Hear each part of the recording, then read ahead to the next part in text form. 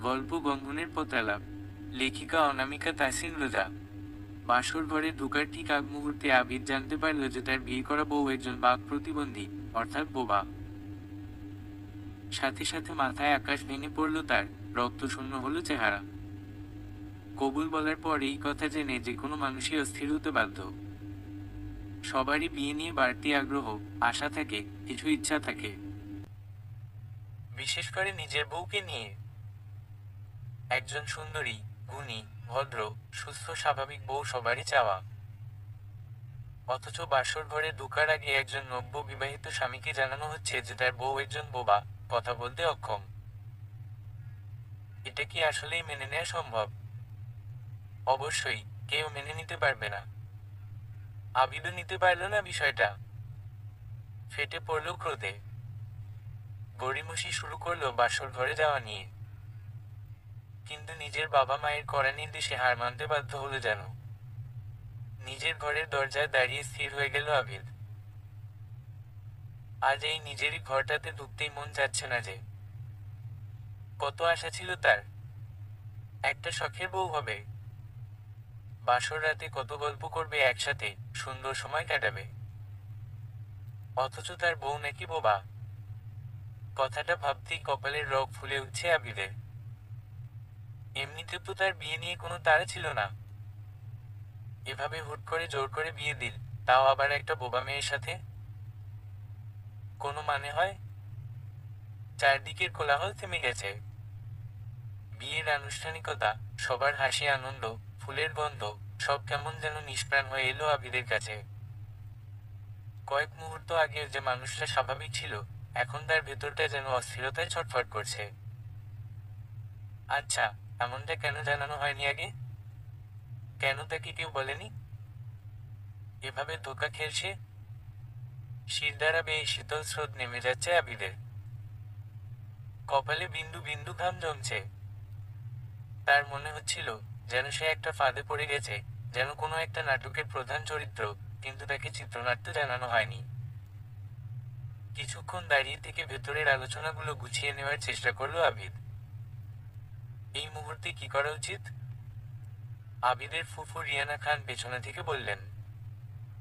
কি হলো? ভিতরে ঢুকছো না কেন? আবিদ ঘাড় ঘুরিয়ে তাকালো, কিন্তু কোনো উত্তর এলো না তার মুখ থেকে। পা একবার সামনে বাড়িয়েও আবার থামিয়ে নিল সে। তার বুকের ভেতর যেন বিশাল এক ঝড় বয়ে যাচ্ছে। সে কি পারবে? একটা বাক প্রতিবন্ধী স্ত্রীকে নিয়ে তার জীবন কেমন হবে? সে কি মানিয়ে নিতে পারবে? নাকি? ভাবতেই কেন যেন গা গুলিয়ে আসছে আবিদের। আকাশ পাতাল ভেবে আস্তে করে দরজা ঠেলে ভেতরে ঢুকলো সে। দেখতে পেল গোলাপের পাপড়ি দিয়ে সজ্জিত তার বিছানার বাম পাশে পুরো শরীর গুটিয়ে হাঁটুতে হাত মুঠো করে ঘোমটা টানা এক রমণী বসে আছে। লাল টকটকে শাড়ির পুরো আঁচলে ঢাকা মুখটা দেখতে পেল না আবির। শুধু বুঝতে পারল বেশ ভয় নিয়েই নিজেকে গুটিয়ে রেখেছে মেয়েটা। হাত মুঠো করলো আবির। চোয়াল শক্ত হলো মুহূর্তেই। কেন যেন একটুও মায়া কাজ করলো না, বরং রাগ হলো প্রচুর। বিনা কারণেই ক্ষোভ প্রকাশ করতে ইচ্ছে করলো অবলা মেয়েটার উপর। কারণ সে যে নিজের ভেতরকার রাগটা এখন পর্যন্ত প্রকাশ করতে পারেনি, নিজের বাবা আসাদুল খানের সুস্থতা এবং মা সুমাইয়ের কড়া নির্দেশে। দরজা লাগিয়ে এক মুহূর্ত দাঁড়িয়ে রইল আবিদ। ঘরের ভেতরের হালকা সুগন্ধিও যেন তার মেজাজ খারাপ করে দিচ্ছে। সবকিছু এত সুন্দর সাজানো, অথচ তার মনে হচ্ছে সে এক দম বন্ধ করা পরিস্থিতির মধ্যে আটকে গেছে। বিছানার বাম পাশে বসে থাকা মেয়েটার দিকে একবারও তাকাতে ইচ্ছে করল না তার। সে কি এই মেয়েটার জন্য এত স্বপ্ন দেখেছিল? কত শখ ছিল তার। বউয়ের সঙ্গে গল্প করবে, হাসবে, নতুন জীবনের রঙিন মুহূর্তগুলো একসঙ্গে উপভোগ করবে। অথচ এখন মেয়েটা তো কথাই বলতে পারে না। আবিরের আরো বেশি চোয়াল শক্ত হলো। ভেতর থেকে একরকম ঘৃণা কাজ করতে লাগলো। তার নিজের প্রতি, পরিবারের প্রতি, এমনকি ঘুমটার আড়ালে থাকা ওই মেয়েটার প্রতিও। কোনো কিছু না বলেই সে বিছানার ডান পাশে গিয়ে শটান হয়ে শুয়ে পড়ল। একটুও পাত্তা দিল না নতুন বউটাকে। মনে হলো এই বোবা মেয়েটার জন্য তার জীবনের আনন্দ, প্রত্যাশা সব শেষ হয়ে গেছে। কিন্তু একটা বিষয় খেয়াল করলো সে, ঘরের নিস্তব্ধতা। একটা শব্দও নেই, কোনো অভিযোগ নেই, কোনো কান্না নেই, কোনো প্রতিক্রিয়া নেই। এই নীরবতা কেন জানি আরো বেশি অস্বস্তি তৈরি করলো আবিদের মনে। পাশ ফিরে তাকালো বামে। মেয়েটা এখনো একইভাবে বসে আছে। ঢোক গিলল আবিদ। নিজেকে জানোয়ারও মনে হচ্ছে তার। কিছুক্ষণ চোখ বন্ধ করে নিজেকে ধাতস্থ করে যথাসম্ভব স্বাভাবিক কণ্ঠে মেয়েটার উদ্দেশ্যে প্রশ্ন ছুড়ে দিল। এই মেয়ে, নাম কি তোমার? ঘোমটার আড়ালে থাকা মেয়েটা কাতর নয়নে মাথা হালকা ঘুরিয়ে তাকালো নিজের স্বামীর দিকে। মানুষটাকে সেই ছবিতে একবার দেখেছে সে, তারপর আর দেখেনি। কিন্তু লোকটা কি ভুলে গেল যে তার বউ কথা বলতে পারে না? নিজের কাজে নিজেই বিরক্ত হলো আবিদ। সে আসলেই পাগল হয়ে গেছে। একটা বোবা মেয়েকে নাম জিজ্ঞেস করছে। কমন সেন্স টুকুও শেষ। চোখ বন্ধ করে আবারও নিজেকে ধাতস্থ করলো আবিদ। এরপর শোয়া থেকে উঠে বসে পড়ল। ঠোঁট গোল করে দীর্ঘশ্বাস ফেলে বলল, সরি, ভুলে গিয়েছিলাম। বাট, তোমার নাম জানি আমি। ওই কি যেন একটা, ওয়েট, এখনই মনে করছি। শুনেছি আমি, এখনই মনে পড়বে। বলেই ভাবতে ব্যস্ত হলো আবিদ। সে আসলেই বিয়ে পড়ানোর সময় শুনেছে, কিন্তু মনে রাখতে পারেনি। আবিদকে এমন আমতা আমতা করতে দেখে মুচকি হাসল মেয়েটা। স্বামীর অপারগতা ধরতে পেরে নিজের ডান হাতে মুছড়ে থাকা ছোট একটা কাগজ বাড়িয়ে দিল আবিদের দিকে। আবিদ প্রথমে না বুঝলেও কাগজ দেখে দ্রুত খুলল ভাঁজটা। দেখল খুব সুন্দর করে যত্নে গোটা গোটা অক্ষরে লেখা, মেহেক নাম আমার। অবাক হলো আবিদ, সাথে লজ্জাও পেল। মেয়েটা নিজের নাম জানানোর জন্য এভাবে চিরকুটে নামও লিখে এনেছে। পূর্ব প্রস্তুতি নিয়েই এসেছে। তার মানে সে কি জানতো যে আবিদ তার নাম মনে রাখতে অক্ষম হবে? নাকি স্বামীকে খুশি করতেই? আবিদ অবাক হলেও তেমন কিছু বলল না। শুধু কাগজটা হাতে মুঠো করে মেঝেতে ছুঁড়ে দিয়ে বলল, মেহেক। হুম, ভালো নাম। মেহেক কোনো প্রতিক্রিয়া দেখালো না। আবিদ এবার বলতে শুরু করলো, শোনো মেহেক, একটা কথা বলে রাখি। বিয়ের আগে আমায় তোমার সম্পর্কে সঠিক তথ্য দেয়া হয়নি। তুমি বোবা, তা আমি একটু আগে জেনেছি। বিয়ের পর বলা হয়েছে আমাকে। তাই বলা যায় আমার সাথে প্রতারণা করা হয়েছে, বুঝলে? তাই তুমি আমায় নিজের স্বামী ভেবো না। আমি জানি না আমার কি করা উচিত। বাট সত্যি বলতে, I am not satisfied with this marriage or relation. আশা করি বুঝতে পেরেছো। আমার কাছে স্ত্রীর অধিকার আশা করো না প্লিজ। তুমি কথা বলতে পারো না, ইটস নট এ প্রবলেম। আমি অমন চিপ মাইন্ডের না। তুমি গ্রামের মেয়ে, তাও সমস্যা নেই। বাট আমাকে ধোকা দেয়া হয়েছে। সো বুঝতেই পারছো। যাই হোক, তুমি চাইলে এই বিছানাতেই ঘুমোতে পারো। I can control everything. আর অস্বস্তি বোধ করলে সোফা আছে। Got it? নিজের মতো করে থাকো। আমার কাছে কোনো সিম্পাথি আশা করবে না। Good night. বলেই ধপাস করে ওপাশ ফিরে শুয়ে পড়ল আবিদ। নিষ্ঠুরতার পরিচয় দিল সে। স্ত্রীর লালরঙা ঘোমটাটা সরিয়ে তার মুখটা দেখল না। যদি একটিবার সে নিজের বউয়ের মুখটা দেখত, তবে হয়তো দেখতে পেত বোবা হলেও মেহেক নামক মেয়েটার সুদীর্ঘ পল্লব বিশিষ্ট আখিজোড়াটি কতটা মায়াময়, কতটা সুন্দর। আর সেই আখিতে বেদনার অশ্রু কতটা মারাত্মক। পরদিন সকালটা যেন আগের রাতের ভারী নীরবতারই এক প্রশান্ত অথচ শুষ্ক অবশিষ্টাংশ।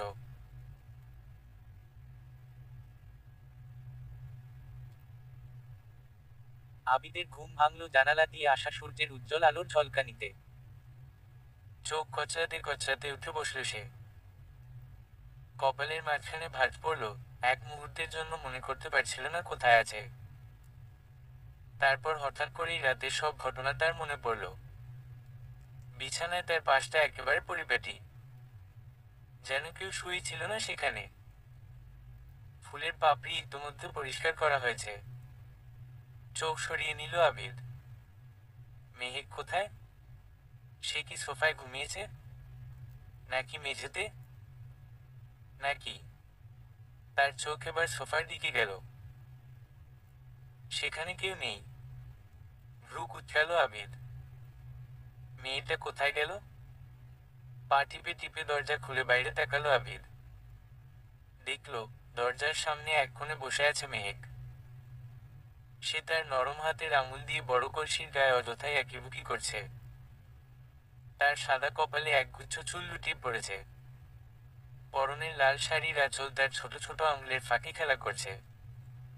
আবিদের উপস্থিতি টের পেয়ে মেহেক ধীরে ধীরে উঠে দাঁড়ালো। ওপাশ ফিরে থাকায় আবিদ তখনও তাকে দেখেনি।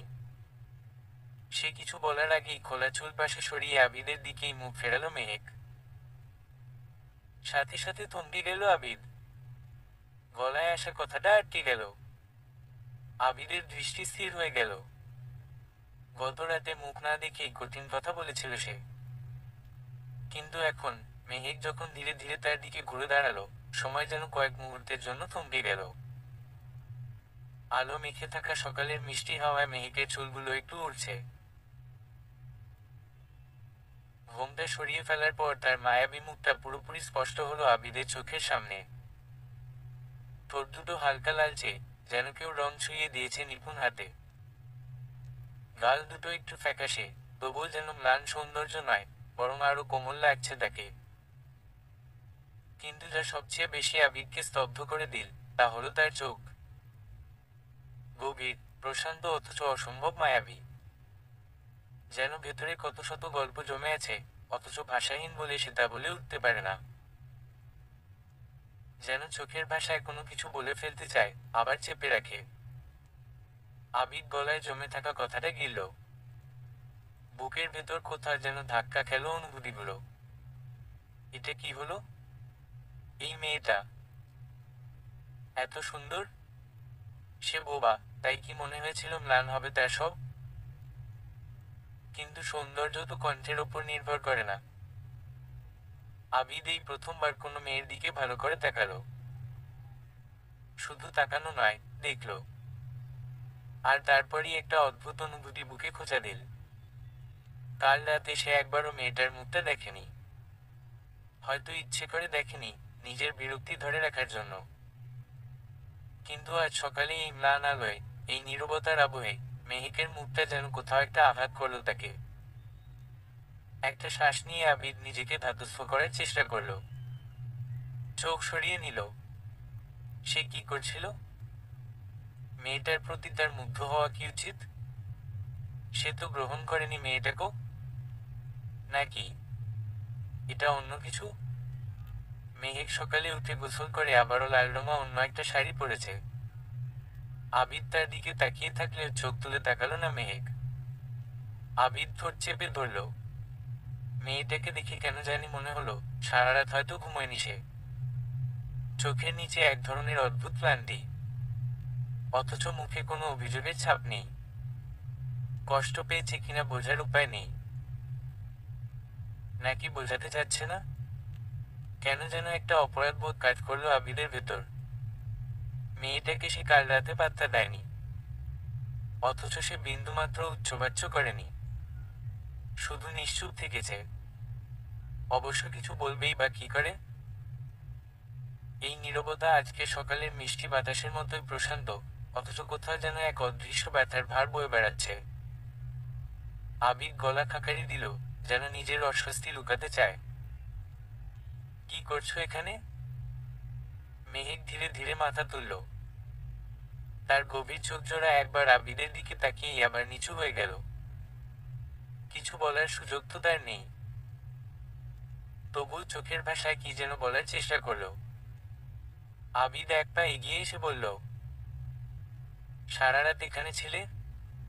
মেহেক চোখ নামিয়ে রাখল। হালকা করে উপর নিচ মাথা দোলালো। আবিদের হঠাৎ মনে হলো, যদি এই মেয়েটা কথা বলতে পারত, তাহলে কি কাল রাতে কেঁদে কেঁদে তাকে বোঝানোর চেষ্টা করতো, তার কষ্টের কথা বলতো? নাকি আজ সকালে অভিমানী স্বরে উত্তর দিত, হ্যাঁ, আমি সারা রাত এখানেই ছিলাম, আপনার দেওয়া কথা রেখেছি। মেহেক এবার পাশ কাটিয়ে চলে যেতে চাইল। আবিদ তখনও দাঁড়িয়ে। কোনো এক অজানা অনুভূতি তার মনের দরজায় কড়া নাড়ছে। সে জানে না এটা দুঃখ, নাকি অপরাধ বোধ, নাকি অন্য কিছু। যাই হোক, আপাতত তা পাত্তা দিচ্ছে না সে। মেহেকের প্রস্থানের আগেই সেখানে উপস্থিত হলো তার মামাতো বোন জান্নাতি, বয়সে ছোট, শিক্ষিত, মার্জিত। আর মেহেককে সাইন ল্যাঙ্গুয়েজ সেই ভালো করে শিখিয়েছে। মেহেক গ্রামের মেয়ে। সে যেন জান্নাতিকে এখানে দেখে খুশি হলো। তাই তাকে ইশারায় বসতে বলে একটু ফ্রেশ হতে বাথরুমে গেল। যাওয়ার আগে অমায়িক হেসে অভিবাদন জানালো। আবির কিছুক্ষণ তীক্ষ্ণ দৃষ্টিতে বিষয়টা পরখ করে জান্নাতিকে দেখে ভ্রু উঁচিয়ে জিজ্ঞেস করল, তোমার বোন কি ছোট থেকেই জন্মগত বোবা? জান্নাতি অস্বস্তি বোধ করল। মিনমিন করে বলল, জি ভাইয়া। আবির ঠোঁট গোল করে দীর্ঘশ্বাস ফেলে বলল, ওহ, আচ্ছা। কথা বুঝে কিভাবে? জান্নাতি সাথে নেড়ে বলল, ভাইয়া, ও শুধু বোবা। কানে তো শুনতে পায়। ও আপনার কথা বুঝতে পারবে, শুধু বলতে পারবে না। প্রবলেম হলো একটাই যে আপনাকে ওর কথা বুঝে নিতে হবে নিজে থেকে। আবিদ ভাবুক হয়ে বলল, সাইন ল্যাঙ্গুয়েজ জানে? জান্নাতি মাথা নেড়ে জানায়, জি, জানে।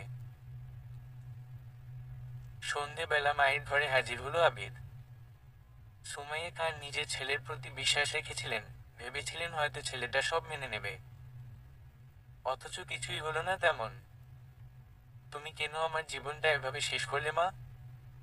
আবিদের কথায় অবাক না হয়ে পারলেন না সুমাইয়া খান।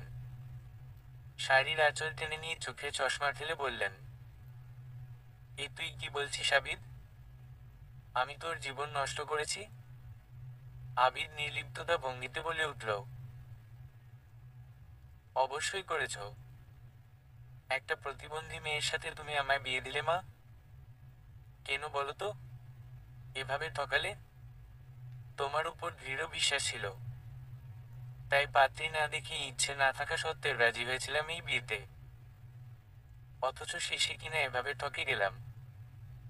বিয়ের আগে এত বড় কথাটা বলনি কেন? তুমি এই কাজ করে কি শান্তি পেলে? ওই মেয়ের সাথে আমি সংসার করব কিভাবে? সাইন ল্যাঙ্গুয়েজ ইউজ করব আমি? সারা জীবন ইশারায় কথা বলবো? বিশ্বাস করো মা, সহ্য হচ্ছে না আমার। সুমাইয়া খান অনুভূতিশূন্য চোখে নিজের ছেলের দিকে তাকালেন।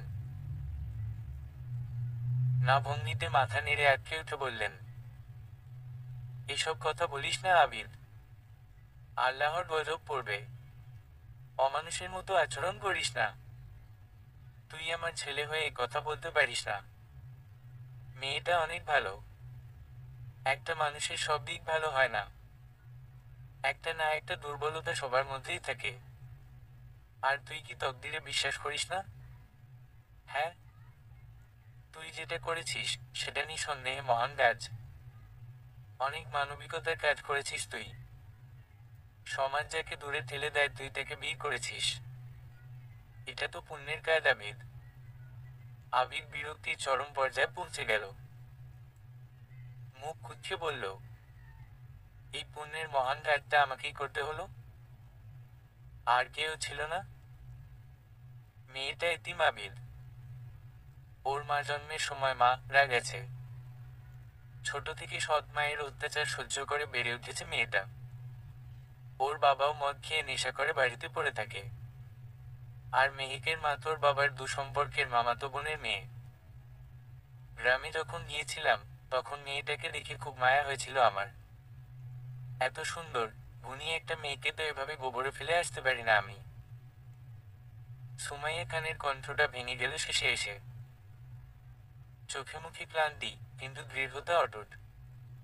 তিনি আবার বললেন, এবার একটু নরম সুরে, আবিদ, তুই যেটা প্রতিবন্ধকতা ভাবছিস, ওটাই তো মেয়েটার সবচেয়ে বড় শক্তি। এত কিছুর পরও মেয়েটা নিজের আত্মমর্যাদা ধরে রেখেছে, মাথা নিচু করেনি। আর তুই ওকে এক রাতেই বিচার করে ফেললি? শুধু মুখে না বলেই কি সে অনুভব করতে পারে না? ভালোবাসতে পারে না? ওর কি অনুভূতি নেই? আবিদ দাঁড়িয়ে রইল নিস্তব্ধ হয়ে। মা যা বলছেন সবকিছু সে শোনে, কিন্তু নিজের ভেতরের যুদ্ধটা থামাতে পারছে না। সে হঠাৎ বলেই ফেলল, মা, ভালোবাসা কি ভাষার প্রয়োজন পড়ে না? সুমাইয়া খান হেসে ফেললেন। তারপর শান্ত গলায় বললেন, ভালোবাসা যদি কেবল মুখে বলার জিনিস হতো, তাহলে তো অন্ধ মানুষরা কাউকে ভালোবাসতে পারতো না, বোবা মানুষরা কাউকে আপন ভাবতে পারতো না। ভালোবাসা অনুভবের বিষয়, দেখার বা শোনার বিষয় না। আমার থেকে তোর এসব ভালো জানার কথা। এই প্রজন্মের ছেলে হয়ে তোকে এখন এসব শেখাতে হবে আমায়? আবিদ যেন কিছুক্ষণ স্তব্ধ হয়ে গেল। মায়ের এই কথার পর তার ভেতরের ক্ষোভ কিছুটা হলেও ধাক্কা খেল। তবুও সে নিজের যুক্তি ছাড়ল না। তুমি আমাকে মিথ্যে বলেছ, মা। সেটা কি ঠিক? সুমাইয়া খান দীর্ঘশ্বাস ফেলে বললেন, আমি তোকে জানালে তুই রাজি হতিস? না। আর আমি জানতাম, সময় হলে সব নিজেই বুঝে নিবি। একটু সময় দে নিজেকে, আর ওই মেয়েটাকেও। তারপর যা ইচ্ছা করিস। তবুও ওকে দয়া নয়, একটু সম্মান দিয়ে দেখ। দেখবি তোর চোখ নিজেই বদলে যাবে। আবিদ এবার আর কোনো উত্তর দিল না।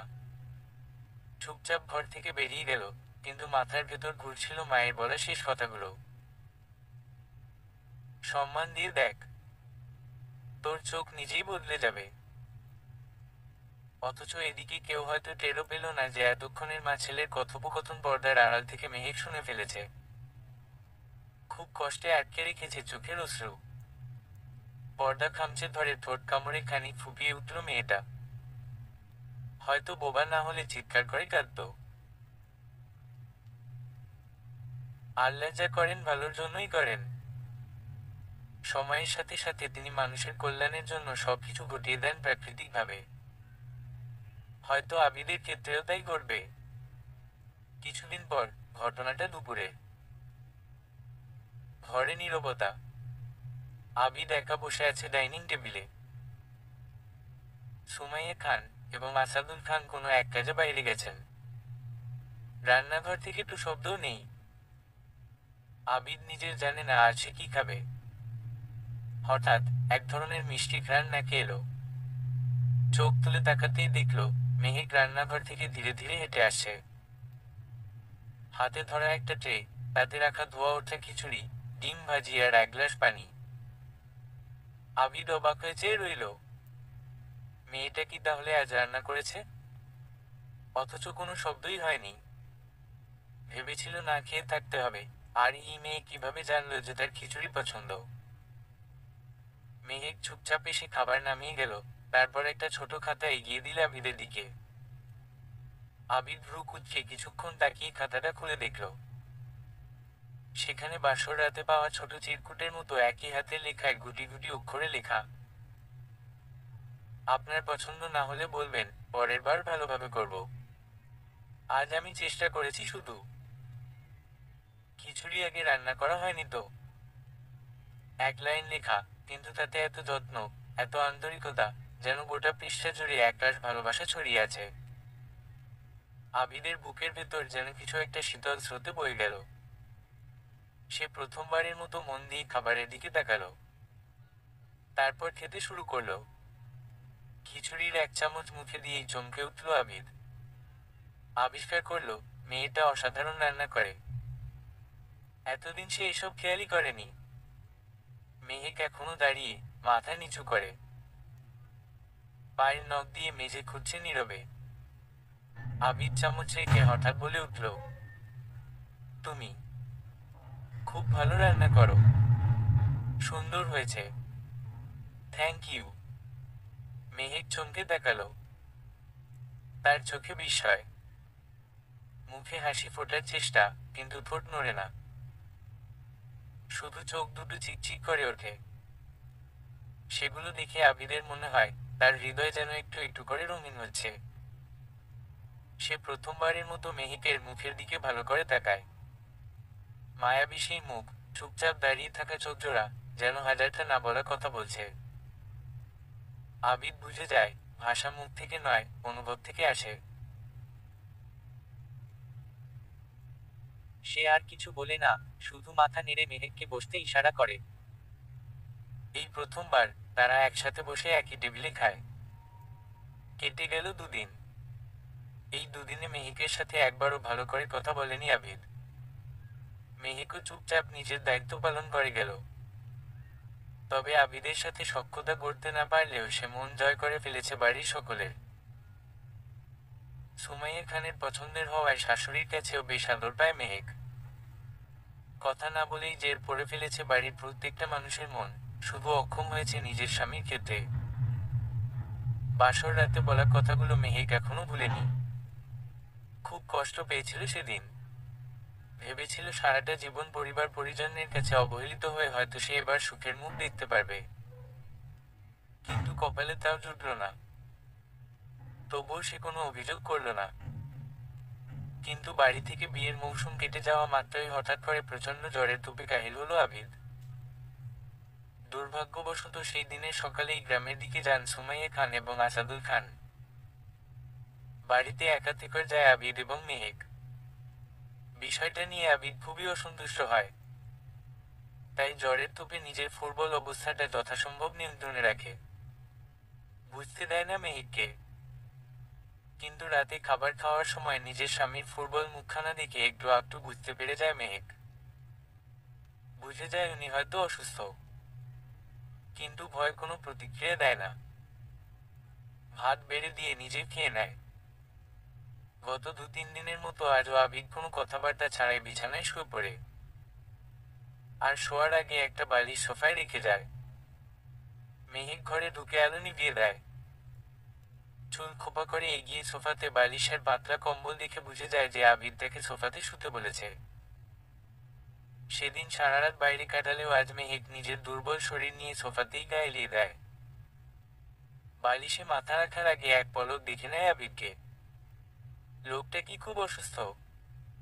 ওপাশ ফিরে রয়েছে বলে বুঝতেও পারছে না সে। শুধু অনুমান করলো আবিদ মোটেই ভালো নেই। মাথায় অজস্র চিন্তা নিয়েই চোখ বুজল মেহেক। মাঝরাত। চারপাশ নিস্তব্ধ। ঘড়ির কাঁটা টিক টিক শব্দ করে শুধু জানান দিচ্ছে সময় থেমে নেই। মেহেক যখন গভীর ঘুম, তখন হঠাৎই একটা অস্পষ্ট গোঙানির শব্দে চমকে উঠে বসে সে। প্রথমে বুঝতে পারে না কোথা থেকে আসছে শব্দটা। কিন্তু পর মুহূর্তেই স্পষ্ট হয়ে ওঠে আবির। তাড়াতাড়ি উঠে পড়ে মেহেক। অন্ধকারে খুঁজে আলো জ্বালায় না, শুধু মোবাইলের টর্চ জ্বালিয়ে এগিয়ে যায় বিছানার দিকে। আবির কাঁপছে। সারা শরীর যেন আগুন হয়ে আছে। কপাল ছুঁয়ে দেখে জ্বরে পুড়ছে পুরো শরীর। চোখ বন্ধ, তবু মুখে অস্বস্তি আর ব্যথার ছাপ স্পষ্ট। মেহেক এক মুহূর্তও দেরি করে না। আলমারি থেকে ওষুধ বের করে আনে, ধীর গতিতে নিচে গিয়ে ফ্রিজ থেকে বরফ আর এক পাত্র ঠান্ডা পানি নিয়ে আসে। নিজের ব্যবহারের পাতলা তোয়ালেটা ভিজিয়ে এনে আবিদের কপালে রাখে। আবিদ কিছু জানে না, ঘোরের মধ্যে শুধু কষ্টে কুঁকড়ে থাকে। মাঝে মাঝে অস্পষ্ট কিছু শব্দ বের হয় ঠোঁট থেকে, বোঝা যায় জ্বরে হালকা প্রলাপও শুরু হয়ে গেছে। মেহেক নিঃশব্দে পাশে বসে থাকে। কখনো কপালে তোয়ালে চেপে ধরে, কখনো শরীরের তাপমাত্রা কমানোর চেষ্টায় বুক আর হাতে ঠান্ডা পানি ছোঁয়া দেয়।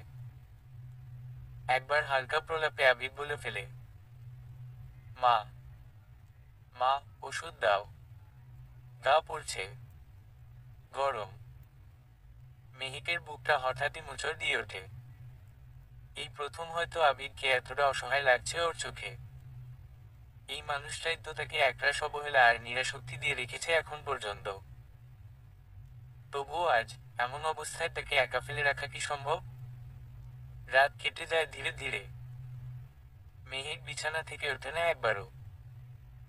কখনো পানির পাত্রে বরফ বদলায়, কখনো আবিদের ঠোঁটে পানি ছুঁয়ে দেয়।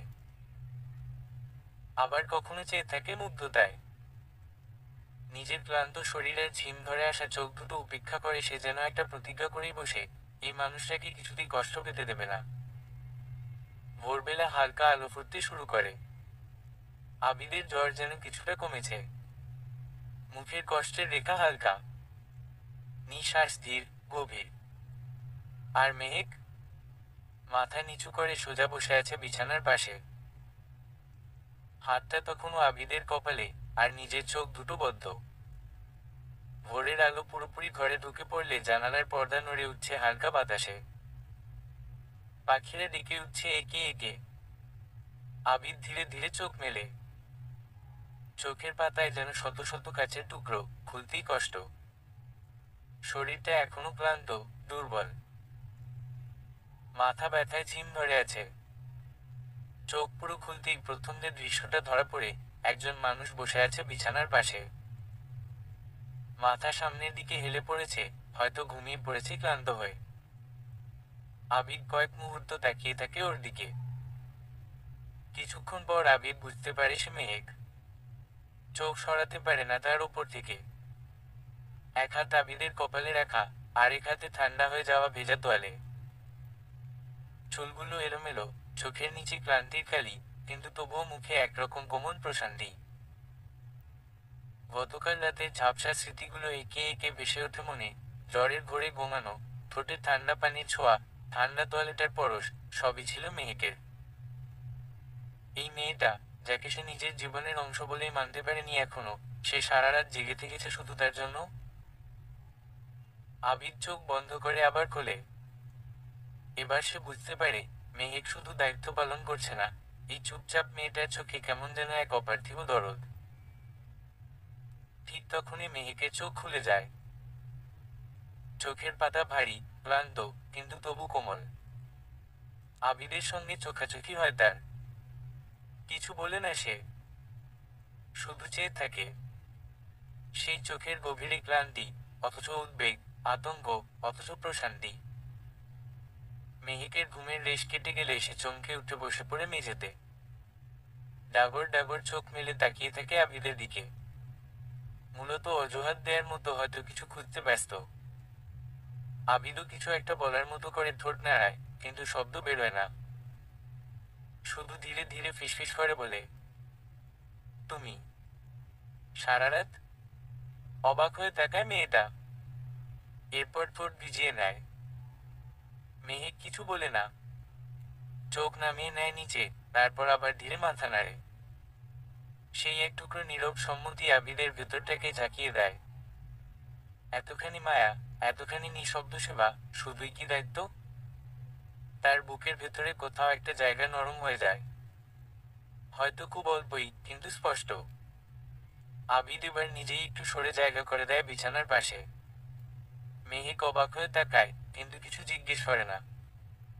আবিদ হাতের ইশারা করে বিছানায় বসতে বলে মেহেককে। মেহেক বাধ্য মেয়ের মতো পাশে বসে। এরপর আবিদের দিকে তাকিয়ে নিজের কপালের দিকে ইশারা করে, এরপর তর্জনী তুলে আবিদের দিকে ইশারা করে। কথাটা বুঝে আবিদ মাথা নেড়ে বলে, না, মাথা ব্যথা নেই। জ্বরও আসবে না আর। মেহেক কিছু বলে না, শুধু তাকিয়ে থাকে, চোখ ভরা বিস্ময়, একটু খানিকালয়। ওর মুখে হাসি নেই, কিন্তু চোখে একরকম কোমল জ্যোতি খেলে যায়। সেই সকালে ঘরটা নীরবই থাকে। কিন্তু সে নীরবতা আর আগের মতো নয়। এবার সেটা বোঝাপড়ার, ধীরে ধীরে গড়ে ওঠা এক অনুভবের। পরদিন দুপুরের আলো জানালা বেয়ে এসে পড়েছে ঘরে। আবিদ বিছানায় আছোয়া হয়ে আছে। মেহেকের ধারণাই সঠিক। জ্বর কমেনি আবিদের। শরীরটা এখনো দুর্বল, কিন্তু জ্বরের প্রখরতা কিছুটা কমেছে। ঘরের ভিতরটা নিঃশব্দ, শুধু ঘড়ির টিকটিক শব্দ শোনা যায়। মেহেক চুপচাপ ঘরে ঢোকে। তার হাতে একটা ছোট ট্রে। পাতে গরম ভাত, একটু মুগ ডাল আর হালকা ঝোলের ভেজে রাখা মাছ। সঙ্গে এক গ্লাস গরম পানি। কোনো শব্দ না করে বিছানার পাশে এসে থামে সে। আবিদ তাকিয়ে থাকে। আজ দ্বিতীয়বার সে চোখ তুলে পুরোপুরি দেখল মেয়েটাকে। অবিন্যস্ত চুল, ক্লান্ত চোখ, অথচ মুখে একরকম গভীর শান্তি। সে কিছু বলে না, শুধু ট্রেটা ধীরে পাশে রাখে। মেহেক মাথা নিচু করে কিছুক্ষণ দাঁড়িয়ে থাকে। তারপর আস্তে করে পাশে রাখা পানি গ্লাসটা আবিদের দিকে এগিয়ে দেয়। তার চোখে এক ভয়ের বদলে একটা অদ্ভুত দৃঢ়তা। আবিদ চুপচাপ গ্লাসটা নেয়। তার কণ্ঠটা আজ নরম, অনেকটা বদলে যাওয়া সুরে বলে, তুমি খেয়েছো? মেহেক কিছু বলে না, কিন্তু মাথা নাড়ে। তার মুখে কোনো হাসি নেই, কিন্তু চোখে পড়ে এক টুকরো বিস্ময়। এই প্রথম আবিদ তাকে খাওয়ার কথা জিজ্ঞেস করলো। আবিদ এবার আর কিছু বলে না, শুধু ধীরে ধীরে ভাত খেতে শুরু করে। খাওয়ার পর মেহেক আবার এসে প্লেটটা নিয়ে যায়, যেমন করতো প্রতিদিন, কিন্তু আজ আবিদ বলে ওঠে, রেখে দাও, পরে নিয়ে যেও। মেহেক থমকে দাঁড়ায়, চোখে একরকম প্রশ্ন। এই মানুষটা, যে এখনো একবারও তাকে স্ত্রী বলে মেনে নেয়নি, তার কাছ থেকে এই কথাটা। আবিদ মুখ ঘুরিয়ে জানালার দিকে তাকিয়ে থাকে, কিছু বলে না আর, কিন্তু তার মনে কিছু একটা হালকা হয়েছে আজ। মেহেকের চোখের ভাষা, সেই নিঃশব্দ রাতের সেবা, অমায়িক সহানুভূতি, সব যেন নিজের অজান্তেই এক টুকরো জায়গা করে নিয়েছে তার ভিতরে। তার মনে একটা প্রশ্ন ঘুরতে থাকে, আমি কি তার সাথে ভুল করছি? সেই দিনটায় তারা আর কথা বলেনি, তবে রাতের বেলা কেন যেন আবির পাশে জায়গা রেখে ঘুমিয়ে গেল। আর বা পাশের ফাঁকা জায়গাটাতে একটু ছোট্ট চিরকুটে লিখে রাখলো, বিছানায় ঘুমোতে পারো, দুজনের জায়গা হবে। প্রথমে চরম অবাক হলেও মুচকি হেসেছিল মেহেক। ভেবেছিল সব ঠিক হয়ে গেছে। অথচ আবিদ নামক নিষ্ঠুর মানুষটা তাকে বিছানার পাশে জায়গা দিলেও কথা বলেনি একটু। মেহেক এখনো চুপচাপ, আবিদও নির্বাক। কিন্তু এই নীরবতার ভিতর আজ একটুখানি জায়গা হয়েছে বোঝাপড়ার। তবে বোঝা যায়, আবিদ ধীরে ধীরে মেহেকের প্রতি একটু দুর্বল হয়েছে। কিছুদিন পর সন্ধে নামছে। ঘরের কোনায় টেবিল ল্যাম্পটা জ্বালিয়ে বইয়ের পাতায় চোখ রাখার ভান করে বসে আছে আবিদ। ভিতরে ভিতরে সে বেশ অস্থির। মেহেক আজ কিছুক্ষণ হলো বারান্দায় বসে আছে, একটা ছোট্ট কাপ গরম চা নিয়ে। খোলা চুলে হালকা বাতাস খেলছে। লাল বাদামি শালে জড়ানো সেই মেয়েটাকে আজ হঠাৎ একটু বেশি সুন্দর লাগছে। অদ্ভুত মায়া। আবিদ বারবার চোখ তুলে দেখাচ্ছে, আবার চোখ নামিয়ে নিচ্ছে। এভাবে তাকানোটা ঠিক কিনা, এ প্রশ্নে মনে খটখটানি শুরু হয়। কিন্তু তারপর মেহেক হঠাৎ ঘাড় ঘুরিয়ে তাকায়। চোখে ধরা পড়ে একরাশ বিস্ময়। আবিদ বুঝতে পারে ধরা পড়ে গেছে। সে মাথা নিচু করে ফেলে একটু ইতস্তত করে। তারপর আস্তে, একদম মৃদু গলায় ডেকে উঠে এক অনন্য আদুরে নাম ধরে, মেহু। মেয়েটার অন্তরাত্মা সহ পুরো শরীরটা নিমিষেই কেঁপে ওঠে। নামটা শুনে থমকে দাঁড়ায়। এক মুহূর্তের জন্য যেন বাতাস থেমে যায়। তারপর আস্তে করে চোখ তুলে আবিদের দিকে তাকায়। এই প্রথম তার নাম আবিদের ঠোঁট থেকে বের হলো, তাও আবার আদুরে ভঙ্গিতে। মেহেক নয়, ছোট করে ডাকলো মেহ। এ তো নাম নয়, যেন কোনো গান, কোনো মাফ করা ভুলের ক্ষমা, কোনো অশ্রুত প্রেমের স্বীকৃতি। আবিদ আবার মুখ তুলে তাকায়, এবার চোখে কোমলতা। হাসে না, কিছু বলে না, তবে মেহেক পড়ে নেয় সবটা। এক নিঃশব্দ হাসি ফুটে ওঠে তার ঠোঁটে, চোখে চিকচিক করে ওঠে একটা জলবিন্দু। দুইজনেই চুপ। কিন্তু এই নীরবতার মধ্যেই প্রথমবার একটা অদৃশ্য বন্ধন গড়ে ওঠে যেন। আবিদ একটা শুকনো ঢোক গিলে জিজ্ঞেস করে বসল, আজ রাতে আমার সাথে ঘুরতে যাবে? চমকের উপর যেন চমক খাচ্ছে বেচারি মেয়েটা। হুট করেই একটা মানুষের এমন পরিবর্তন কি মেনে নেওয়া যায় নাকি? মেহেকের চোখ দেখে স্পষ্ট বোঝা যাচ্ছে যে মেয়েটা কি পরিমাণ অবাক হয়েছে। আবিদ তার দৃষ্টি দেখে থতমত খেল। প্রথমত সে এই চিন্তা মাথায় আনেনি, সুমাইয়া খানের বদৌলতে আবিদ এই কথাটা বলতে পেরেছে মেহেককে। সেই বাসর রাতের আগের বসে মেহেককে উল্টোপাল্টা কথা বললেও পরে কেন জানি মায়া কাজ করছে তার। সুমাইয়া খানের সেই দিনের কথাগুলো বুকে লেগেছে। এখন মেহেকের দিকে তাকালে জগতের সব মায়াগুলো লাগছে তার। এটাই হয়তো বৈধ সম্পর্কের আকর্ষণ, কবুল শব্দটার ক্ষমতা। মেহেক কিছুক্ষণ চুপটি করে বসে থাকলেও ঠোঁট ভিজিয়ে সাহস করে সাইন ল্যাঙ্গুয়েজ ইউজ করে হাত নাড়িয়ে কিছু একটা বলল। অসহায় দৃষ্টি ফেলল আবিদ।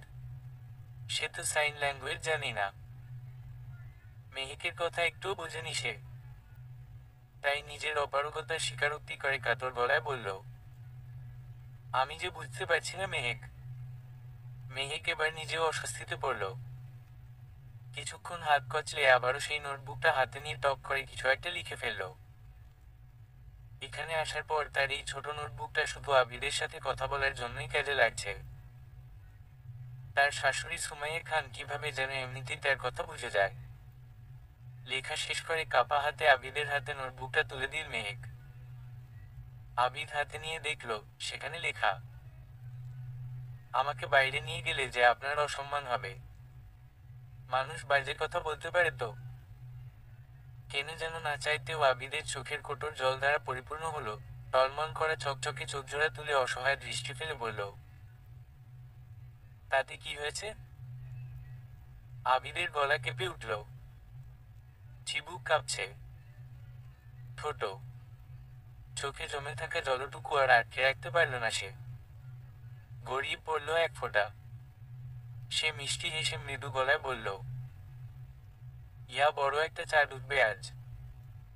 আমরা একসাথে ফুটপাত দিয়ে হাঁটবো, জোছনা দেখব, নদীর পাড়ে বসে সময় কাটাবো, নদীতে পা ভেজাবো। এগুলোর জন্য তো কথা বলার প্রয়োজন নেই মেহেক। শুধু একটা নীল রঙের শাড়ি পরিহিত তুমি প্রয়োজন। একটু থেমে গভীর দৃষ্টিতে মেহেকের দিকে তাকিয়ে বলল, যেতে চাও না আমার সাথে? মেহেক স্তব্ধ বিমূঢ় হয়ে তাকালো। তার দৃষ্টি এবার কুয়াশায় ঢেকে গেছে। চোখের নিচে জল জমেছে, ঠোঁটে এক টুকরো থরথরানি।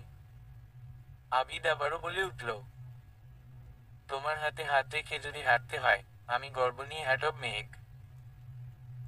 তুমি বোবা, এই জন্য তোমার সম্মান কমে না। বরং যারা মানুষ চেনার আগে তার শব্দ খুঁজে, তাদের চোখেই দৃষ্টির অভাব। আমি চাই, আজ রাতটায় তোমার পাশে হেঁটে যাই। এই চুপচাপ শহরের অলিগলি পেরিয়ে একটু মায়া ছুঁয়ে ফিরি। বলো না, যাবে তো? মেহেকের কি হলো কে জানে। নিজের স্বামীর অমন অসহায় মুখটা, কাতর কণ্ঠটা যেন নিমিষেই মন্ত্রমুগ্ধ করল তাকে।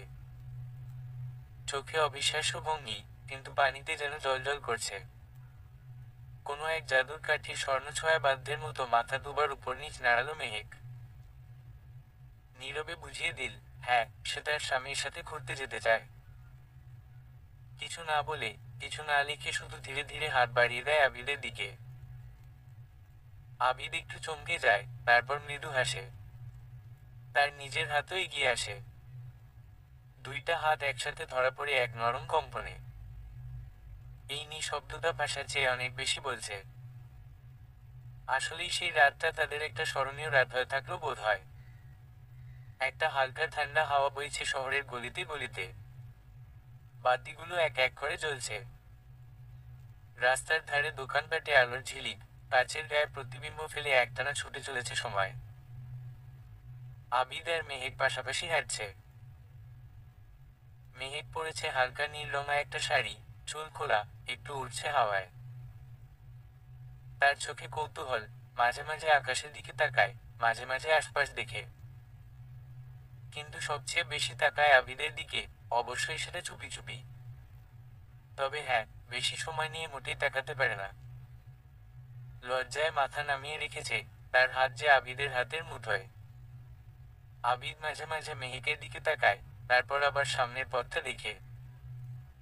একবার হেসে বলে, ভাবছি এভাবে হাঁটতেই থাকি, দেখি কতদূর গিয়ে পথ শেষ হয়, কি বলো?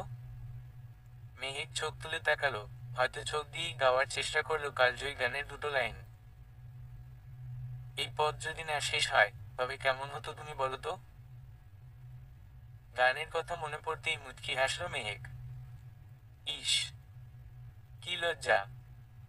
কিন্তু তার যে শখের কমতি নেই সেটা সে নিজেও বুঝতে পারছে। যেখানে গলা দিয়ে আওয়াজই বের হয় না, সেখানে গান করা তো বিলাসিতা। কিছুক্ষণের মধ্যেই ওরা এসে দাঁড়ায় একটা নদীর ধারে। পাড়ে বসার মতো ছোট্ট ঘাসের জায়গা, তার সামনেই কুয়াশা মোড়ানো পানির তরঙ্গ। আবিদ জুতো খুলে বসে মেহেককেও ইশারায় বসতে বলে। দুজনেই পা ডুবিয়ে দেয় ঠান্ডা পানিতে। প্রথমে একটু শিহরণ, তারপর সেই ঠান্ডা জলে ডুবে যায় সময়। মেহেক পানির ঢেউয়ে হাত বুলায়।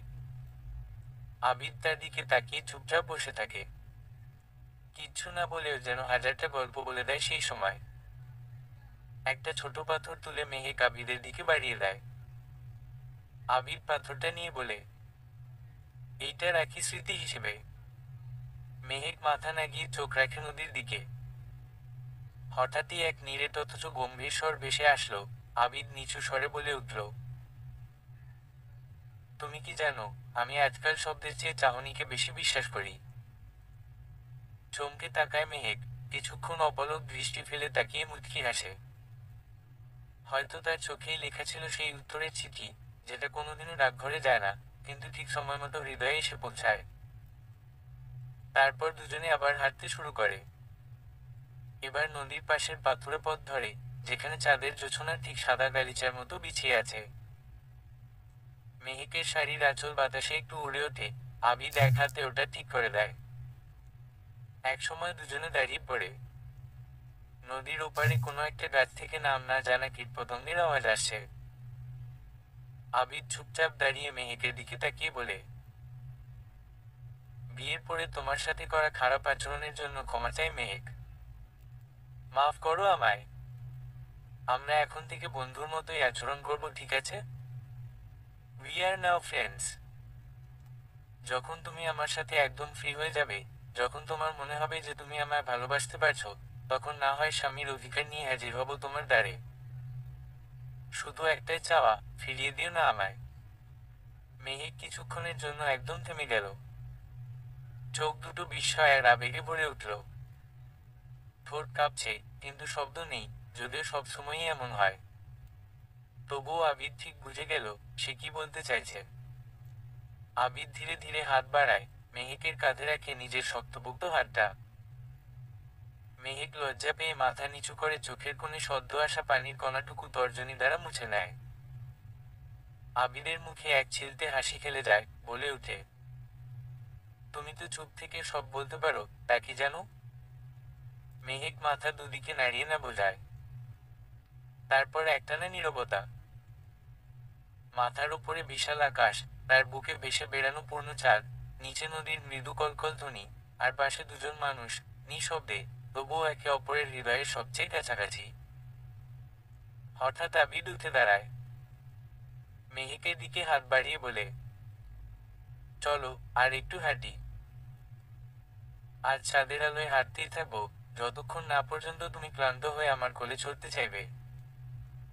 মেহেক মুখ ভরে হেসে আবিদের হাত ধরে। এবার আর কাঁপে না। এবার আর চোখ নামিয়ে নেয় না। যেন তার মনের ভেতর জমে থাকা ধূসর রঙা কুয়াশা ধীরে ধীরে সরে যাচ্ছে। দুজনে পাশাপাশি হেঁটে চলে। নদীর পাশ ঘেঁষে, পাথুরে পথ ধরে, আর তাদের ছায়া পড়ে চাঁদের আলোর ওপরে। মাঝে মাঝে মেহেক একটা করে পাথর কুড়িয়ে নেয়। আবিদ সেটা নিয়ে পকেটে ভরে জানিয়ে দেয়, এই রাতের প্রতিটা মুহূর্ত সে মনে রাখবে। একটা সময় এসে দুজনেই চুপচাপ দাঁড়িয়ে পড়ে একটা পুরনো ল্যাম্পপোস্টের নিচে। আলোটা হালকা ঝিমঝিম করছে। আবিদ তাকায় মেহেকের চোখে। তারপর নিচু গলায় বলে, আমাদের গল্পটা আস্তে আস্তে শুরু হচ্ছে মেহেক, শব্দ ছাড়া এক অসম্ভব সুন্দর গল্প। তুমি পাশে থাকলেই আমি বাকিটুকু ঠিক বলে দিতে পারবো। মেহেক এবার আবিদের দিকে একটানা তাকিয়ে থাকে। তার চোখে অশ্রু, তবুও শান্ত। সে জানে, এই মানুষটার পাশে সে নিরাপদ। এই মানুষটার কোলেই একদিন সে মাথা রাখবে, নীরবে, কিন্তু সম্পূর্ণ ভরসায়। সময় চলমান। সময় কারো জন্যই থেমে থাকে না। শুধু এক একজন মানুষের কাছে সময় ভিন্ন অর্থ বহন করে। তবে সৌভাগ্যবশত আবিদ এবং মেহিকের এখন সময় খুব ভালো যাচ্ছে। একে অপরের ভরসার দ্বারা বেঁচে রয়েছে, সংসার করতে শুরু করেছে, আর বাকি বাচ্চা দম্পতিদের মতো। নেই কোনো প্রতিকূলতা, নেই কোন বিরহ, বেদনা। মেহেক একসময় ভুলেই যায় যে সে একজন মানসিকভাবে বিধ্বস্ত, শারীরিকভাবে দুর্বল নারী ছিল, যাকে কিনা সমাজের প্রত্যেকটা মানুষ বারংবার অবহেলা করেছে। কারণ এখন তো সে কোনো এক পুরুষের রানীর স্থান দখল করে আছে, ভালোবাসার মুকুট রয়েছে তার মাথায়। সে কি আর নিজেকে এখন দুর্বল মনে করে? এভাবেই একসাথে একইভাবে তাদের পথচলা শুরু হয়। আজ 3 বছর হলো, এখনো তাদের মধ্যে কোনোরকম প্রতিকূলতা রাজ্য পাওয়া যায়নি। এখন আবিদ মেহিকের সব ইশারা বুঝে যায়। মাঝে মাঝে মেহিক খুব অবাক হয়, কারণ অফিস থেকে ফিরে এসে ক্লান্ত মানুষরা বসে সপ্তাহে 2 থেকে 3 বার বসে পড়ে নিজের ল্যাপটপ নিয়ে ইউটিউবে দেখে নেয় সাইন ল্যাঙ্গুয়েজের ব্যবহার। এই 3 বছরে অনেক কিছু শিখেছে আবিদ। সাইন ল্যাঙ্গুয়েজ শিখে নিয়ে তার বউয়ের সাথে কথা বলেছে। যদিও মেহেক এই জিনিসটা পছন্দ করে না, তবুও আবিদ শিখবেই। মেহেকের খুব মাও হয়, কিন্তু কি আর করার। এখনো প্রায় অনেক সময় মেহেকের মধ্যরাতে ঘুম ভেঙে যায়। তৎক্ষণাৎ পাশে তাকিয়ে দেখে নিষ্পাপ চেহারার অধিকারী তার স্বামী নামক পুরুষটি কত ভরসায়, শান্তিতে, চোখ বুজে ঘুমিয়ে রয়েছে। তার মাঝে নেই কোনো অশান্তি, দুশ্চিন্তা। মাঝরাতে মাঝে মাঝে আবিদের দিকে অপলক দৃষ্টিতে চেয়ে থাকে মেহেক। এটা যেন তার অভ্যাস হয়ে গেছে। তাকিয়ে থাকতেই কেন যেন তার খুব ভালো লাগে। না জানি কি এমন ভালো কাজ করেছিল, যে উপরওয়ালা তাকে এমন একজন স্বামী দিয়েছে। এই তো আজ সকালে লোকটা অফিস থেকে ফেরার পথে এতগুলো গোলাপ ফুল নিয়ে এসেছে তার জন্য। সেই ঘামে ভেজা শার্ট আর ক্লান্ত শরীর নিয়েই এক এক করে গোলাপ গুজে দিয়েছে তার বউয়ের খোপাতে। বাকিগুলো কালো সুতা দিয়ে মালা বানিয়ে পরিয়ে দিয়েছে গলায়, হাতে ও পায়ে। তবুও যেন শেষ হয়নি গোলাপ ফুলগুলো। কিছু বাকি ছিল, এই তো হাতে গোনা কয়েকটা গোলাপ ফুল বাকি রয়ে গিয়েছিল। কিন্তু আবিদ কি আর এসব গোলাপ ফুল নষ্ট হতে দেয়? সে সাফ সাফ জানিয়ে দেয়, আজ সে আবারও বাসর করবে। তাই সাদামাটা ভাবে সে নিজ হাতে সেই কয়েকটা গোলাপ ফুলের পাপড়িগুলো ছড়িয়ে দেয় বিছানায় এবং তার সহজ সরল বউকে জানিয়ে দেয়, আজ তাদের গরিবই বাসর হবে। আবিদের এমন কর্মকাণ্ড এবং তার এরকম কথা শুনে হাসতে হাসতে পেট ব্যথা হয়ে যায় মেহেকের। এখনো সেসব কথা মনে পড়ে মুচকি হাসে মেহেক। কে বলবে এখন এই যে নিষ্পাপ মুখে শান্তিতে ঘুমিয়ে থাকা অসহায় পুরুষটি মাঝে মাঝে তার সাথে খুব অসভ্যতামি করে, এমন অসভ্যতামি করে যে চেনাই যায় না তাকে। মেহেকের এখনো মনে পড়ে, আজ থেকে ঠিক 1-2 বছর আগে। রাত গভীর। জানালার বাইরে নীরবতা, শুধু মাঝে মাঝে কুকুরের দুরাগত ডাক। ঘরের বাতিটা নিভে আসছে ধীরে ধীরে, যেমন করে মেহেকের চোখে ঘুম নামে না আজকাল। বুকশেলফের উপরের ড্রয়ারটা খুলছিল সে। অযথাই। খুঁজছিল না কিছু, তবুও খুলে ফেলেছিল। আসলে আবিদ নাকি দেরিতে বাড়ি ফিরবে, তাই সময় পার করছিল সে। হঠাৎ একটা ভাঁজ করা পাতায় চোখ আটকে গেল তার। ভেতরে লেখা আবিদের হাতে রচনা কিছু শব্দ। একটু ভাঁজ করা, পৃষ্ঠা সাদা হলেও মেহেক জানে, এই সাদাটাই অনেক কিছু লুকিয়ে রেখেছে। ভেতরে লেখা চিঠিটার প্রতিটি লাইন সে মন দিয়ে পড়তে লাগলো। চোখ থেমে গেল কোথাও গিয়ে। তুমি আমার নিঃশব্দের গান, মেহেক। দৃষ্টি ঝাপসা হয়ে এলো মেহেকের। চোখ থেকে 2 ফোঁটা জল গড়িয়ে পড়ল পাতার উপর। শব্দহীন সে কান্নার ভেতর দিয়ে যেন আবিদের কণ্ঠস্বর শুনতে পাচ্ছিল সে। মেহেক জানে, আবিদ তাকে ভালোবাসে। হয়তো প্রকাশ করেনি কখনো মুখে, কিন্তু এই চিঠির প্রতিটি লাইনে যতটা নিঃশব্দে সে প্রেম নিতেছে, তা তো ভাষার চেয়েও গভীর। চিঠিটা নিজের বুকে চেপে ধরল মেহেক। তার ঠোঁটে ফুটে উঠল একটা ছোট্ট হাসি, যেমনটা ভালোবাসার মাঝে লুকিয়ে থাকে, কেবল সেই টের পায় যার হৃদয় ব্যথা ছিল। সেই রাতের কথা মনে পড়তেই চোখ দিয়ে পানি নেমে আসে মেহেকের। এক হাত উঠিয়ে ঘুমন্ত আবিরের গালে রাখে সে, আর একটু এগিয়ে যায় তার স্বামীর দিকে। কোনোরকম সংকোচ ছাড়াই শব্দ করে চুমু খায় আবিদের কপালের ঠিক মাঝ বরাবর। দীর্ঘ সময় নেয় মেয়েটা। কোনো তাড়াহুড়ো নেই। অনেকক্ষণ পর নিজের মনের প্রশান্তি মিললে নেমে আসে সে, টলমল চোখ নিয়ে তাকিয়ে থাকে আবিদের ঘুমন্ত মুখটির দিকে। কিছুক্ষণ গালে হাত বুলিয়ে দেয় সে, এরপর মনে মনে বলে ওঠে, আজ যদি আপনি না থাকতেন, আমি হয়তো সত্যিই নিঃশব্দের মাঝেই হারিয়ে যেতাম। আবিদ, আমি আপনাকে ভালোবাসি। আবিদের চোখ কুঁচকে ওঠে। ঘুমের ঘোরেই যেন কিছু টের পায় সে। মেহেকের কপালের চুমুটা, অথবা সেই নরম হাতের স্পর্শ, হয়তো কোনো এক অদৃশ্য টান, সব মিলিয়ে হঠাৎই চোখ খুলে যায় তার। অন্ধকার ঘর, শুধু জানালা দিয়ে আসা চাঁদের হালকা আলো পড়ে আছে মেহেকের মুখে। আবিদ চোখ মেলে তাকায়। আর ঠিক তখনই দেখে, তার বউ, যার ভাষা নেই মুখে, তার চোখে এক অজস্র ভাষা, অগণন কথা। আবিদ একটু চোখ মুখ কুঁচকিয়ে হাই তুলে, আলতো করে মেহেকের মুখে হাত রাখে। স্নিগ্ধ নরম ঘুম ঘুম চোখে তাকিয়ে বলে, এত রাতে কি করছো বউ? বাই এনি চান্স আমার ইজ্জত লুটে নিতে চাইছো না তো? এভাবে তাকানোর মানেটা কি হুম? সাথে সাথে মুখ ভঞ্জালো মেহেক, বুঝিয়ে দিল আবিদের ইজ্জত লুটার কোনো ইচ্ছে নেই তার। কিন্তু আবিদ বুঝেও বুঝলো না, মুখ কুঁচকে চোখ বন্ধ করে বলতে থাকলো, আজকাল কোনো সেফটি নেই আমার। বউ আমার যখন তখন প্রেম প্রেম দৃষ্টি ফেলে। এমন চলতে থাকলে তো তুমি আমার চোখ দিয়েই ভস্ম করে দেবে মেহ। তুমি আসলেই নীরব ঘাতক। মেহেক এবার চোখ বড় বড় করে তাকালো আবিদের দিকে, মুখে হালকা অভিমান আর চোখে এক ছিলতে হাসির রেশ। তারপর নিজের হাতের ইশারায় জানালো, আবিদ উল্টোপাল্টা কথা বন্ধ না করলে সেই ঘর থেকে চলে যাবে। আবিদ হেসে উঠে পড়ে বসে, কাঁধে মাথা রেখে বলে, তোমার ওই ইশারা দেখেই এখন ভয় লাগে জানো, কিন্তু ভীষণ ভালো লাগে। ক্যারি অন বউ, তুমি দিন দিন ভীষণ নির্নিপুণে শিখেছ। মেহেক মাথা নিচু করে একটু হেসে ফেলে। আবিদ আবার বলে, এই এখন হেসে মারতে চাইছো আমায়? ভালো ভালো, তোমার ট্রিক্স জানি না মনে করো। মেহেক এবার না চাইতে চোখ দিয়ে হেসে ফেলে। বুঝে ফেলে আবিদের দুষ্টুমি। আবিদ এবার মেহেকের কপালে আলতো করে ঠোঁট ছুঁয়ে বলে, তুমি বোবা বলেই না, আমি কথা বলতে শিখেছি। তুমি নীরব বলেই আমি শুনতে শিখেছি। তোমার নীরবতা আমাকে পুরোটাই ভরে দিয়েছে মেহ। তুমি আমার নিঃশব্দের সব থেকে জোরালো আওয়াজ। মেহেক এবার আবিদের বুকে মুখ লুকায়। ঘরের বাইরে চাঁদের আলো ধীরে ধীরে পর্দার ফাঁক গলে ভেতরে আসছে। সমাজ আজও হয়তো বোঝে না, বোবা মেয়েরা কেবল শব্দহীন নয়, তারা শব্দের বাইরেও কথা বলতে জানে। তারা ভালোবাসে, কাঁদে, হাসে আর ভালোবাসার মানুষ পেলে তারা আকাশ ছুঁতে পারে। আজ মেহেক তার গল্পের নায়িকা, আর আবিদ সেই গল্পের নায়ক, যে বোঝে, হৃদয়ের ভাষা মুখে নয়, হৃদয়ে ফুটে ওঠে।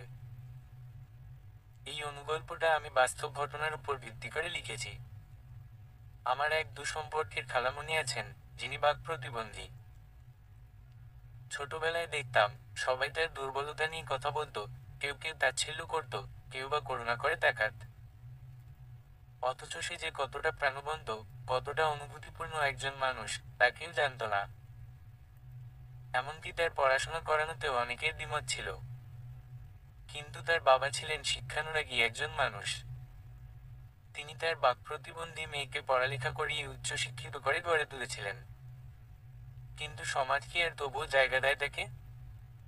তবে সবচেয়ে আশ্চর্যের ব্যাপার হলো, তার স্বামী, আমার খালু, তিনি সত্যিই একজন পরিপূর্ণ মানুষ, যিনি কখনো আমার খালামণিকে দুর্বল মনে করেননি। তিনি ধৈর্য ধরে সবকিছু সামলেছেন, সাইন ল্যাঙ্গুয়েজ শিখেছেন, প্রতিটি দিনে তাকে বোঝার চেষ্টা করেছেন। হয়তো প্রথমবার তাদেরকে দেখে অনেক বলবে এটা লাভ ম্যারেজ, কিন্তু অ্যারেঞ্জ ম্যারেজের মাধ্যমেই বিয়ে হয়েছে আমার এই খালু এবং খালামণির। তাদের বয়সও তেমন কিছু না। তাদের বিবাহিত জীবনের এখন 5 বছর চলছে। একটা সুন্দর ফুটফুটে মেয়েও আছে তাদের। আল্লাহর রহমতে সেই শিশু একদম স্বাভাবিক। আজও তাদের আমি একসাথে হাঁটতে দেখি, চোখে চোখ রেখে হাসতে দেখি, শব্দ ছাড়া, ভাষার অতীত হয়ে। আর তখন মনে হয়, সত্যিকারের ভালোবাসার আসলে কোনো শব্দ লাগে না। এই গল্পটা লিখেছি শুধু গল্প লেখার জন্য নয়। লিখেছি এই বার্তা দিতে যে, প্রতিটি মানুষ, বিশেষত নারীরা, চাইলেই নিজেদের বাধা অতিক্রম করতে পারে, যদি সমাজ তাদের গ্রহণ করে, পাশে দাঁড়ায়, ভালোবাসে। আর একজন নারী যতটুকু ভালোবাসতে জানে, ততটুকু সম্মান, সহানুভূতি এবং মর্যাদাও তার প্রাপ্য। এই গল্পটা তাদের জন্য, যারা শব্দহীন থেকে অনুভব করতে জানে। এই গল্পটা তাদের জন্য, যারা প্রতিবন্ধকতা নয়, সম্ভাবনা দেখেন। এই গল্পটা তাদের জন্য, যারা ভালোবাসাকে ভাষার গণ্ডির বাইরে নিয়ে গেছে, হৃদয়ের গভীরে। ভাষা শুধু আওয়াজে নয়, ভালোবাসায়ও হয়। সমাপ্ত।